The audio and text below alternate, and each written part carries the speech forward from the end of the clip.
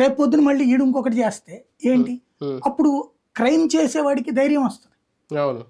Crime చేసేవాడికి ధైర్యం వస్తే అసలు సెక్యూరిటీ ఎక్కడ ఉంటుంది?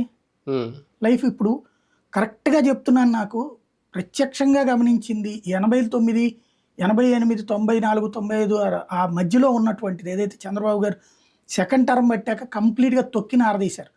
డిటి నాయకులు, సురేంద్ర బాబులు, ఏబి వెంకటేశ్వరరావులు, కేఎస్ఎన్ మూర్తి, గబ్బర్ సింగ్ అంటారు, ఇట్లాంటి వాళ్ళు అందరూ ఏ పార్టీ వాడికైనా అవకాశం ఇచ్చారు ఆయన. ఏ పార్టీ వాడి సొంత తెలుగుదేశం వాళ్ళని కూడా, అప్పుడు కార్పొరేట్లు ఉండేవాళ్ళు, చెనుపడి గాంధీ అని, డాంగే కుమార్ అని, అట్లాంటి వాళ్ళని కూడా అరెస్టులు చేసిన సందర్భాలు ఉన్నాయి దౌర్జన్యంగా ప్రవర్తిస్తే. అలాంటి స్టేజీ వలన అప్పుడు కంట్రోల్ అయ్యింది.